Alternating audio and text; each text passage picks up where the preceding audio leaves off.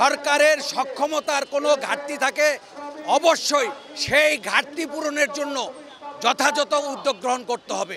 কোনো মতেই আমাদের বন্দর বা বন্দর সংশ্লিষ্ট কোনো স্থাপনা বিদেশি কোনো কোম্পানির কাছে হস্তান্তর করা যাবে না। আমাদের বাংলাদেশের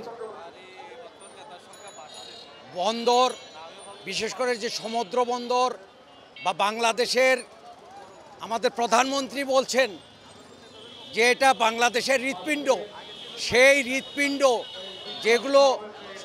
যেটা দিয়ে বাংলাদেশের আমাদের লাইফলাইন, আমাদের বিদেশে রপ্তানি এবং আমদানি হয় পণ্যগুলো, সেই জায়গাগুলো বিদেশি এবং বিতর্কিত বিভিন্ন কোম্পানির কাছে এই সরকার চুক্তি করেছে।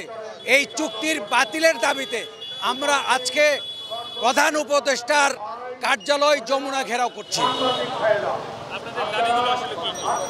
আমাদের একমাত্র এবং প্রধান দাবি হচ্ছে যে আমাদের বন্দর সংলগ্ন যে কোনো স্থান বা স্থাপনা বিদেশি কোনো কোম্পানির কাছে হস্তান্তর করা যাবে না।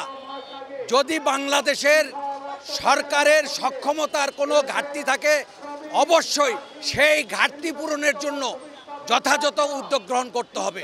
কোনো মতেই আমাদের বন্দর বা বন্দর সংশ্লিষ্ট কোনো স্থাপনা বিদেশি কোনো কোম্পানির কাছে হস্তান্তর করা যাবে না। আপনারা অবশ্যই জানেন যে নিউ মরিন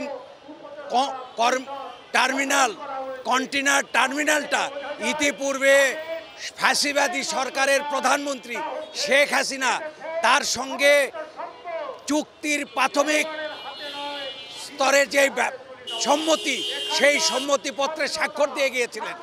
তার ধারাবাহিকতায় আজকে অন্তর্বর্তী সরকারের প্রধান উপদেষ্টা, এই অন্তর্বর্তী সরকার সেই চুক্তিকে অগ্রসর করে নিয়ে যাচ্ছে।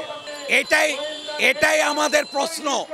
এটা একটা অন্তর্বর্তীকালীন অস্থায়ী সরকার। এই সরকার এরকম দীর্ঘমেয়াদী কোনো নীতি নির্ধারণমূলক সিদ্ধান্ত গ্রহণ করতে পারে না।